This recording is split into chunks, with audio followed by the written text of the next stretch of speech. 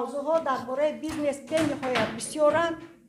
ман аз тренери мо Салимҷон Бобоназаров ба ҳамин дараҷае мефаҳмонад ки ин занакҳо аллакай ҳавасманд шуданд, касбҳои худашонро интихоб карданд, бизнеси худашонро интихоб карданд. як гурӯҳашон мегӯяд ки мо номпазӣ мекунем, фоидааш калон. аллакай ино бизнес план тартиб додана ёд гирифтанд, тарзи хароҷоту даромад ва дигар нозукиҳои касби бизнесро омӯхтанд. ташкилоти бунёди мадад дар Тоҷикистон аз ҳамаи мобайни занҳои болаёқата ҷудо мекунад.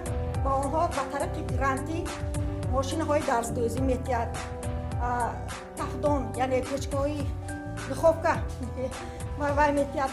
баъд инҳо кадом касбе ки интихоб мекунанд ба ҳамон касбашон нигоҳ карда таҷҳизот метиҳад ки мана мисол аз як қишлоқ агар 3-4 зан бошад ҳамон якта дастгоҳи медодагиро ино истифода баранд барои ин касбомӯзишон, барои омӯзиш.